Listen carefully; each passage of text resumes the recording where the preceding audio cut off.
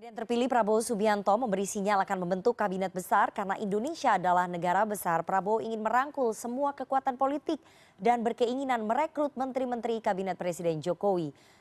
Prabowo bahkan mengatakan menanti undangan dari PDI Perjuangan. Bagaimana peluang PDI Perjuangan bergabung ke kabinet Prabowo Gibran? Sore ini kita akan membahasnya dengan Ketua DPD Gerindra Jakarta Ahmad Riza Patria, Ketua DPP PDI Perjuangan Deddy Sitorus, dan Direktur Eksekutif Carta Politika Yunarto Wijaya. Selamat sore, Bapak-Bapak. Selamat sore. Saya mau ke Bang Mas Riza Deddy, terlebih dahulu ya. Bang Riza, Yarto, Pak Prabowo dan semuanya. Ya, memberi sinyal akan membentuk kabinet besar karena Indonesia adalah negara besar dengan merangkul berbagai kekuatan politik. Artinya kami dapat bocoran ini sudah naik di cnnindonesia.com, jumlah nomenklatur kementerian Pak Prabowo akan berjumlah 46, 5 Menko, 41 menteri. Akan sebesar itu ya Bang Riza ya? Ya, Mbak Nana. Ya Bang Riza silahkan. Ya, Bang Riza.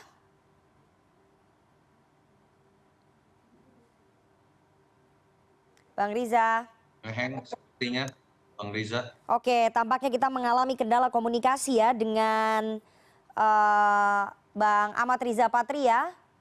Saya mau ke Bang Deddy terlebih dahulu. Bang Deddy, menarik ya bahwa tadi pada saat memberikan sambutan di acara konsolidasi Partai Kebangkitan Bangsa, secara eksplisit ya Pak Prabowo Subianto menyampaikan, saya sudah diundang oleh PKB, saya menanti undangan dari PDI Perjuangan.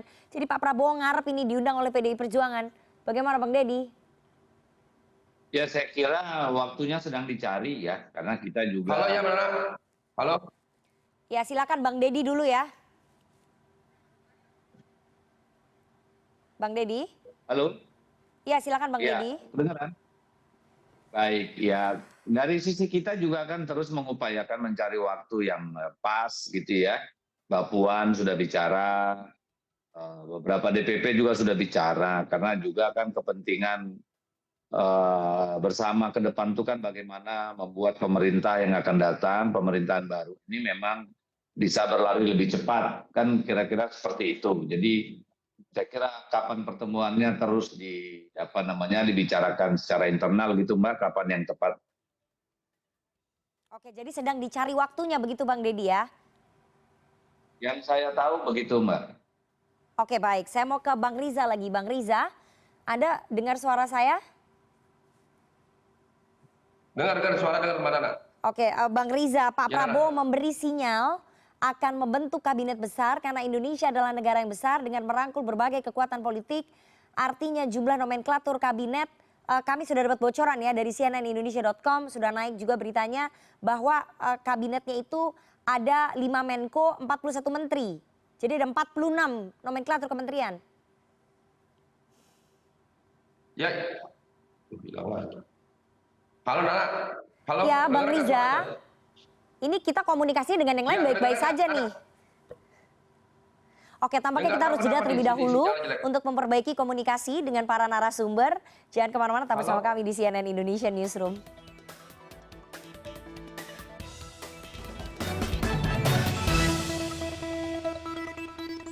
Terima kasih Anda masih bersama kami di CNN Indonesia Newsroom dan kita akan lanjutkan dialog kita ya dengan para narasumber. Prabowo menanti diundang PDI Perjuangan, sinyal ajakan masuk ke kabinet, di mana tadi Prabowo Subianto sempat menyampaikan menanti undangan dari PDI Perjuangan. Saya akan perkenalkan satu-satu ya narasumber kita. Ada politisi Partai Gerindra Ahmad Riza Patria, kami masih menanti kehadiran dari Bang Riza, Ketua DPP PDI Perjuangan Bang Deddy Sitorus, dan juga Direktur Eksekutif dari Carta Politika Mas Yunarto Wijaya. Saya mau ke Mas Toto dulu deh ya, karena tadi Bang Deddy sudah menyampaikan bahwa PDIP tinggal menunggu waktunya saja, menunggu waktu untuk bisa mengatur pertemuan antara Ibu Megawati dengan Pak Prabowo begitu. Tapi saya ingin Mas Toto menganalisa bahwa tadi datang di acara PKB, tapi secara eksplisit, secara terbuka Pak Prabowo menanti undangan dari PDI Perjuangan. Apakah ini sebagai sinyal Pak Prabowo serius ingin merangkul PDI Perjuangan masuk kabinet, Mas Toto? Iya, kalau bicara menganalisis bahasa-bahasa yang digunakan Pak Prabowo kan selalu menggunakan bahasa guyup, persatuan nasional, merangkul. Bahkan Pak Prabowo memang mengambil positioning bahwa tidak ada oposisi tidak masalah, karena itu barat lah kira-kira bahasa yang seperti itu. Dalam konteks itu lalu kemudian kita kaitkan dengan hubungan baik secara pribadi antara Ibu Mega dengan Pak Prabowo, menurut saya memang sangat mungkin bahwa Pak Prabowo menginginkan untuk PDI Perjuangan bergabung. Dan dalam konteks pertemuan dengan Ibu Mega, saya pikir semua berharap ya, paling tidak itu kan menyimbolkan bahwa memang politik akan sejuk, adem. Artinya kalau memang ada sikap keras PDI Perjuangan ya terhadap Pak Jokowi dalam konteks lebih kepada internal, dulu Pak Jokowi pernah menjadi kader atau Mas Gibran. Tapi dalam konteks tata negara bahwa PDI Perjuangan entah akan mengambil sikap tetap sebagai oposisi ataupun masuk ke dalam kabinet, tapi dalam konteks demokrasi yang sejuk atau adem, bukan mencari-cari kesalahan.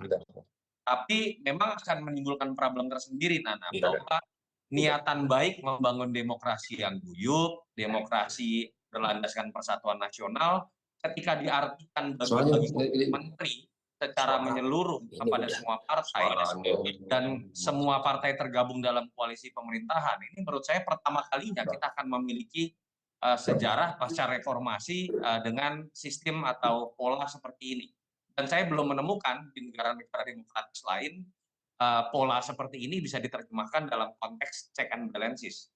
Artinya ya ini pisau bermata dua. Di satu sisi bisa dilihat secara positif, tapi dalam konteks sistem check and balances tentu akan banyak pertanyaan dari pengamat tata negara, dari aktivis pro demokrasi termasuk saya sendiri. Saya belum menemukan sebuah pola yang kemudian bisa membuat check and balances ini tetap jalan.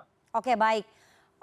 Ini menjadi pisau bermata dua ya, begitu ya menurut Mas Toto ya. Tapi saya mau ke Bang Riza. Bang Riza, Anda sudah bergabung? Ya. Oke.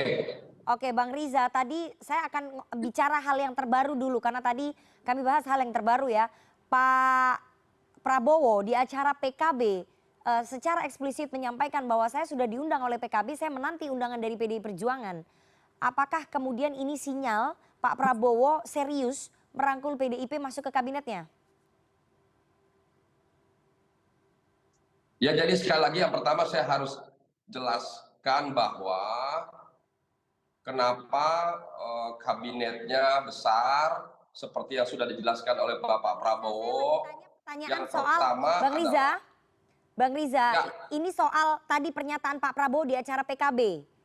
Ya, Pak Prabowo menyampaikan menanti undangan dari PDI Perjuangan. Ya, jadi sekali lagi, ya justru itu Mbak Nana. Jadi pertama cara berpikir Pak Prabowo sebagai pemimpin adalah Indonesia negara besar dengan segala kompleksitas masalahnya perlu dibangun bersama seluruh elemen masyarakat, elemen bangsa, elemen negara, di antaranya partai-partai politik yang ada, berbagai tokoh, ormas, berbagai komunitas.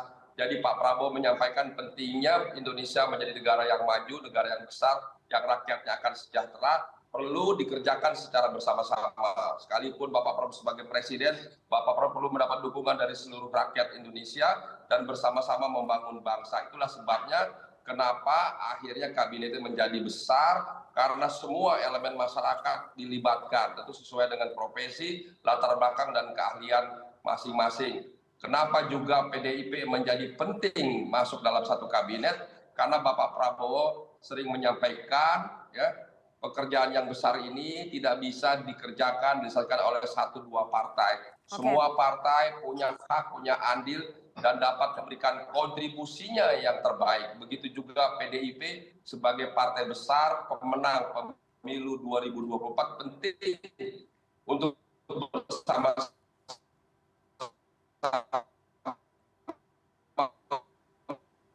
Oke, baik, sinyal Anda tidak begitu baik, Bang Riza. Oke, saya akan ke Bang Riza.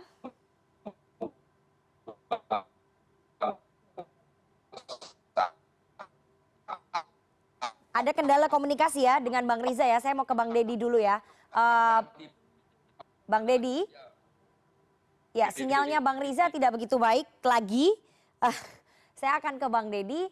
Bang Deddy, jadi ini sepertinya memang ajakan serius dari Pak Prabowo kalau menyampaikan, kalau mendengar tadi penjelasannya Bang Riza bahwa PDIP sebagai kekuatan politik yang sangat penting pemenang pemilu legislatif 2024, jadi memang perlu dirangkul oleh Pak Prabowo. Bang Deddy. Iya, terlepas dari soal PD Perjuangan sebagai partai yang memenangkan pemilu ya, sehingga bisa disebut partai besar gitu ya. Saya kira itu juga sejalan dengan pikiran Ibu Megawati dari dulu ya. Kalau kita lihat dulu kabinet Ibu Megawati juga merangkul seluruh kekuatan politik yang ada di negara yang ini gitu ya, untuk sama-sama keluar dari krisis ekonomi pada waktu itu ya. Tetapi kan apakah kita akan berada di dalam kabinet, itu Ibu Megawati saya kira masih terus mendalami masalah itu. Kalau dari sisi kami sih Mbak, kami punya pengalaman bahkan ketika Ibu Megawati menjadi presiden, kita itu menolak beberapa keputusan pemerintah gitu ya. Mengkritisi misalnya pada saat pembahasan undang-undang penanaman modal asing, impor beras dan kenaikan harga BBM. Karena dalam pola pikir kami secara konstitusional yang menjadi check and balances untuk pemerintah itu, eksekutif itu adalah lembaga legislatif gitu. Jadi memang situasinya kan saat ini negara kita tidak dalam posisi yang baik-baik saja. Ada banyak masalah yang memang harus diselesaikan secara cepat, secara tepat. Misalnya nih soal deflasi yang sudah 5 bulan nih berturut-turut yang tentu sangat berbahaya.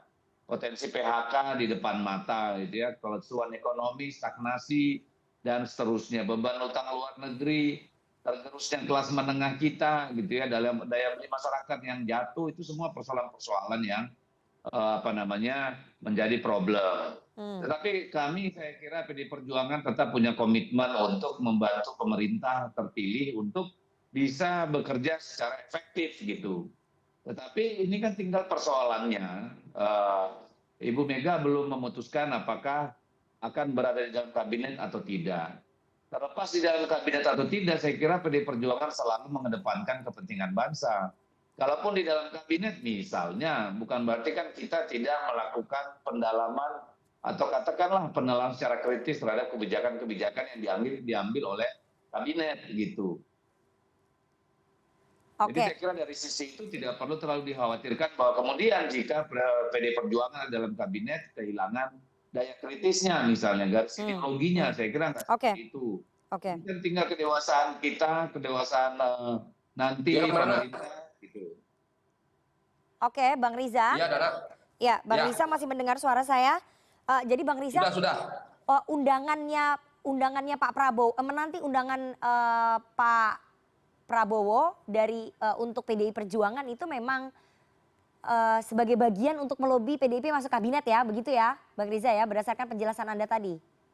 Ya Mbak Nana, sekali lagi ya, Mbak Nana, soal PDIP di dalam atau di luar, biarlah nanti kita tunggu pertemuan Pak Prabowo dengan Ibu Megawati ya. Setiap partai punya hak, kewenangan, kedaulatan masing-masing. Kami tidak bisa mencampuri apalagi mengintervensi, itu hak partai masing-masing.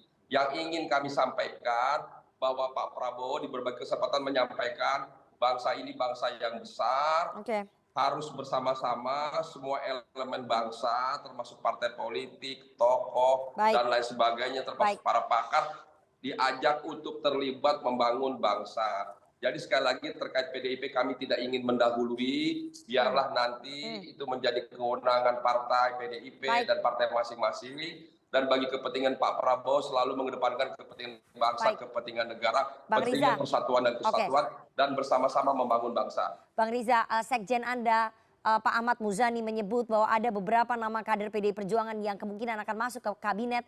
Informasi yang kami dapatkan itu Pak Budi Gunawan dan Pak Azwar Anas. Artinya itu akan menjadi perwakilan dari PDIP kan di kabinetnya Pak Prabowo?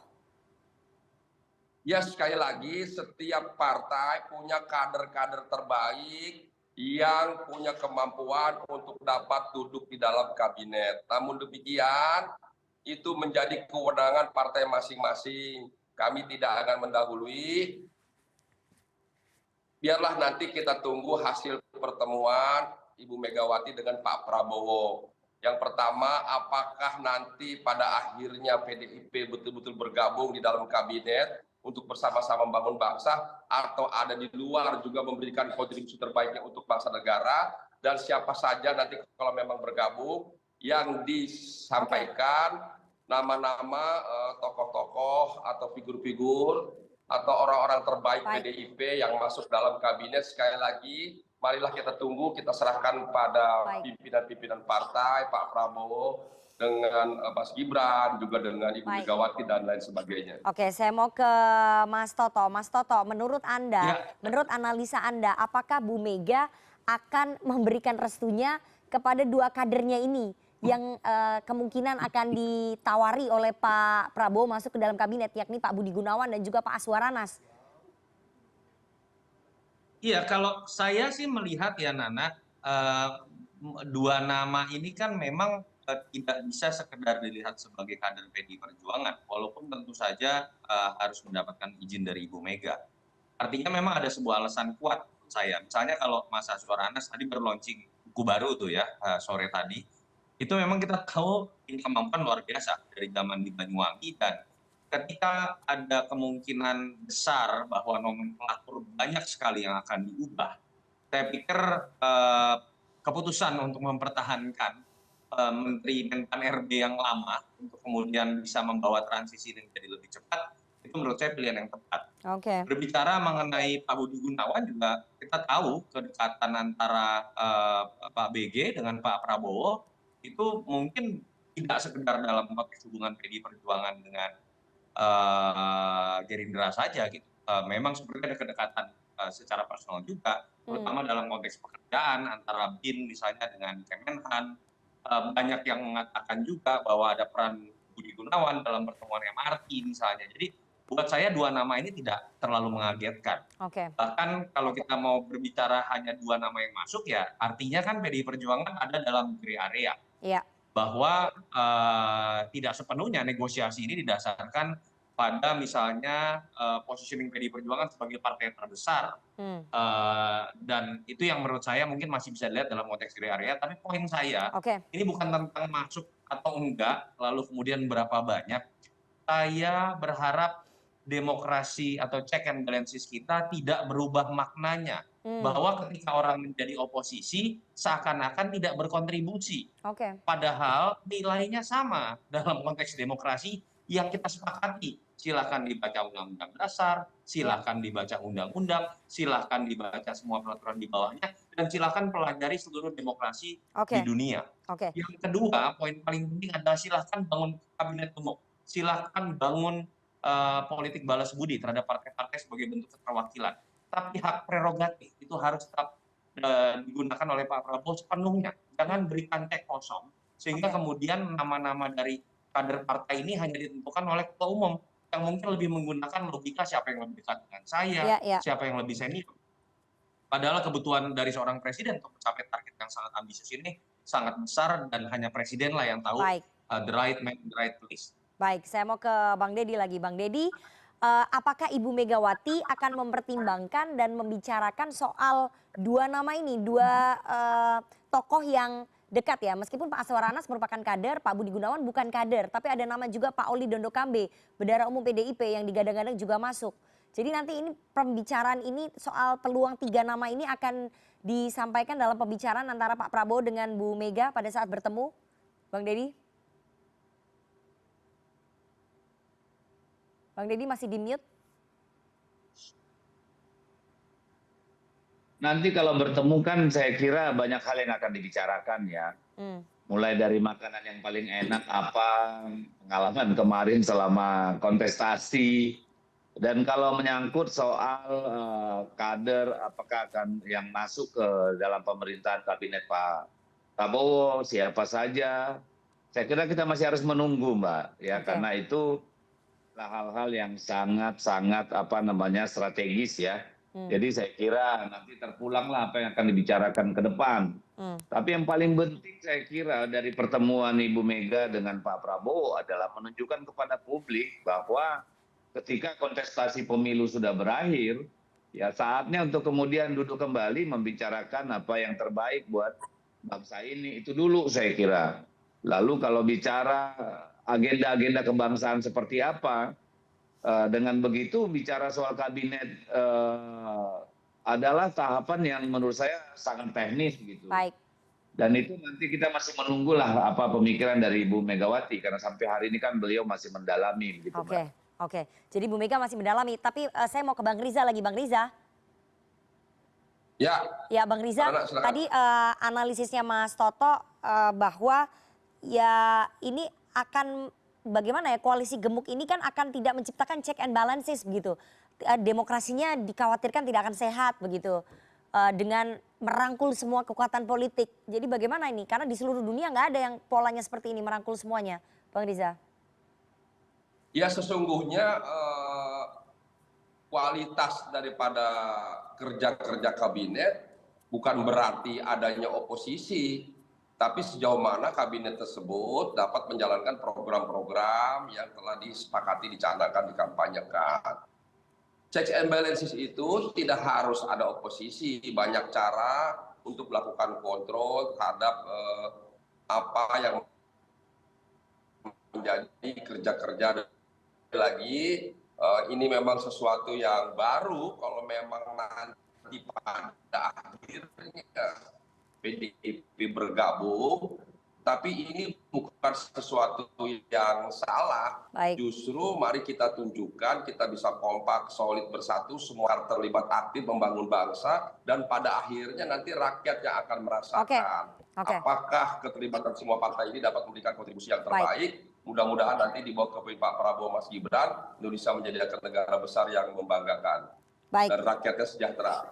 Baik, Bang Riza, saya ingin tanya ya, Pak Prabowo akan merayakan ulang tahunnya pada tanggal 17 Oktober. Kira-kira akan mengundang Bu Megawati nggak ke momen tersebut?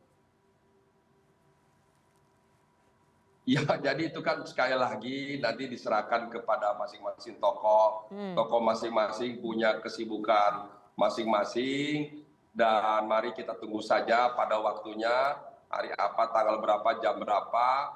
Makanannya sampai kepada sekolah sudah disiapkan yang enak-enak, di tempat yang insya Allah juga nyaman. Mudah-mudahan pertemuan tersebut insya Allah pasti memberikan hasil yang baik. Tidak hanya bagi kepentingan dua tokoh, dua partai, tapi bagi kepentingan bangsa Indonesia dan seluruh rakyat Indonesia. Baik, tapi Pak Prabowo akan happy lah ya kalau Bu Mega datang di perayaan ulang tahunnya, Bang Riza? Ya, tentu saja ya. Siapapun yang datang memberikan ucapan tentu akan menjadi satu penghargaan yang baik, terlebih Ibu Megawati yang datang. Oke, terakhir Bang Deddy, Bu Mega akan datang nggak nih di perayaan ulang tahunnya Pak Prabowo atau akan kasih kado khusus nggak untuk Pak Prabowo nih? Ya, saya harus update dulu soal itu, Mbak ya. Karena itu kan ada di kantor Ibu Mega sendiri di Teguh Umar ya, yang rancang schedule dari beliau gitu. Tapi ya kita lihat saja nanti, Mbak. Kalau soal itu yang penting doanya, Mbak Nana. Iya, betul yang penting itu. Doanya untuk Pak Prabowo. Ya, insya Allah nanti 5 tahun ke depan bangsa Indonesia menjadi bangsa yang maju. Terakhir. Bisa aja Mbak Puan kan yang ke sana kalau hanya sekedar tahun ya. Ya, tapi Bang Deddy, Bu Megawati Soekarno Putri sebagai Presiden kelima Republik Indonesia dipastikan akan hadir pada saat pelantikan Pak Prabowo ya sebagai Presiden terpilih tanggal 20 Oktober. Ya, saya juga belum mendapatkan itu, Mbak. Kan menyusun jadwal dari beliau kan itu ada di kantor pribadi beliau ya. Biasanya kalau sudah nanti kita baru di DPP tahu agendanya, dan biasanya yang begitu kan terbatas ya informasinya. Nanti kita kasih tahu pada waktunya, masih lama kan. Baik. Mas Toto, Anda melihat peluangnya bahwa Bu Mega dan Pak Prabowo bertemu ini nanti sebelum pelantikan atau bagaimana?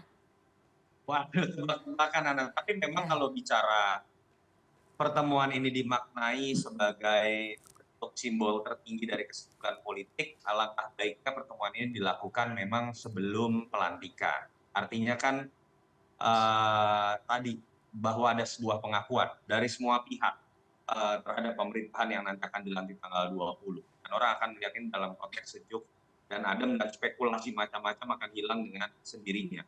Walaupun misalnya belum tentu PDI Perjuangan 100% akan bergabung dalam kabinet. Tapi pertemuan ini memang harus dimaknai lebih daripada itu. Oke. Dan menurut saya memang tidak ada masalah kok.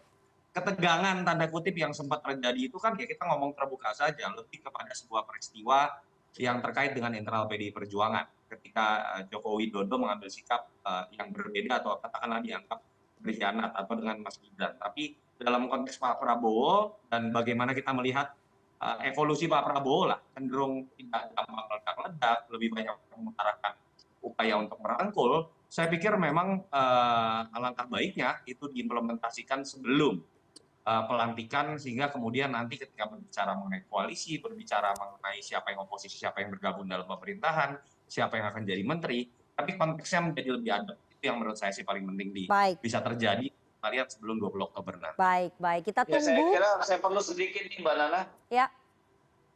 Ya, karena ketegangan PDI Perjuangan saya kira bukan karena Pak Jokowi berkhianat atau apa ya, itu mah soal biasa. Ya. Ketegangan bagi kita itu terjadi ketika Mahkamah Konstitusi kemudian ditelikung dengan putusan MK nomor 90, dan kemudian dalam pelaksanaan pemilu kita menemukan banyak sekali abuse of power ya. Saya kira di sana. Jadi nggak ada urusan dengan Pak Jokowi dan Gibran itu keluar dari PDI Perjuangan gitu. Baik. Dulu maksudnya. Baik. Kita menanti sekali ya pertemuan antara Pak Prabowo Subianto, Presiden terpilih, dengan Ibu Megawati Soekarno Putri. Karena ini dua pemimpin ini ketika mereka bertemu, mereka bisa duduk bersama akan memberikan pendidikan politik yang baik sekali kepada masyarakat, terlepas dari apakah PDI Perjuangan akan masuk ke kabinet ataupun tidak. Seperti yang tadi disampaikan oleh Mas Toto, dan akan lebih baik lagi jika Bu Mega menghadiri pelantikan dari Pak Prabowo Subianto sebagai Presiden terpilih di gedung MPR. Nanti kita tunggu apakah pertemuannya pada saat hari ulang tahunnya Pak Prabowo 17 Oktober atau justru sebelumnya, sekaligus mungkin Bang Riza membawa ataupun mengantar undangan pelantikan begitu ya dari Pak Prabowo ke Bu Mega. Kita tunggu. Menarik sekali lagi konstelasinya nanti ke depan.